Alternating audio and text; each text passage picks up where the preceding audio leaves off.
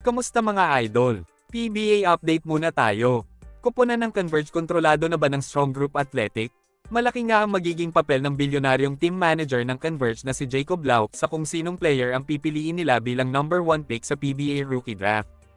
Ayon kay Coach Aldan Ayu, unti-unti na daw binubuo ni Boss Jacob ang kanilang koponan.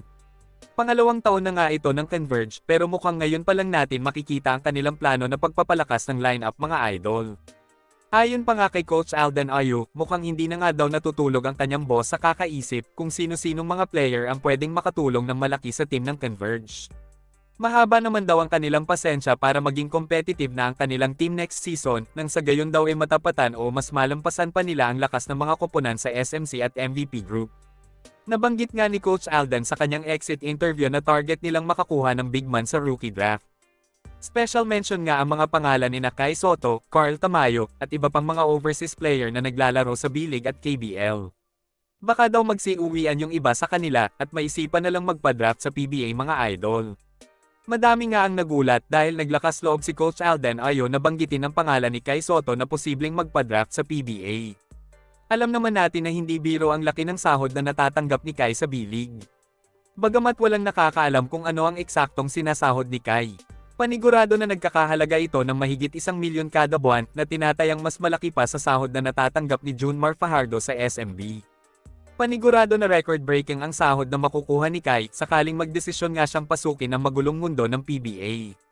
Mukhang wala namang duda sa kakayahan ng Converge at ng Strong Group Athletic na sahuran si Kai Sotto ng milyon-milyon.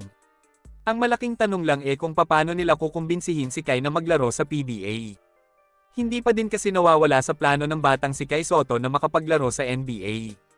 Bagamat hindi na masyadong matunog ang pangalan niya, hindi pa din siya sumusuko sa pangarap niya mga idol.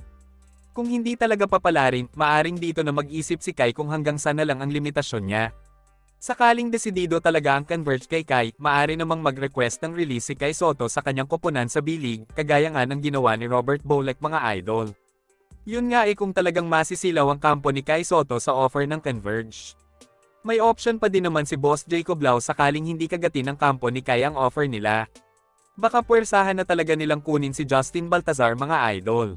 Mas makatotohanan pa nga ang senaryong ito para sa Converge.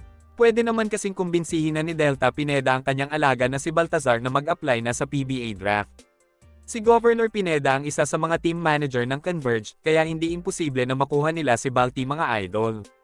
Kapag nagkataon nga may twin tower na si Aldan Ayu na pwedeng ilaban kay Junmar Fajardo.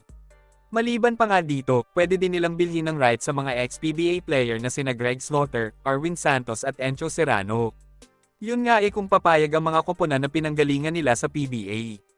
Kung NBA player nga nabibili nila para lang maglaro sa kanilang koponan. Ano pa kaya kung local player lang?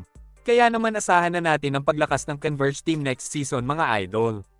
Sigurado na may malaki silang pasabog pagdating ng off-season.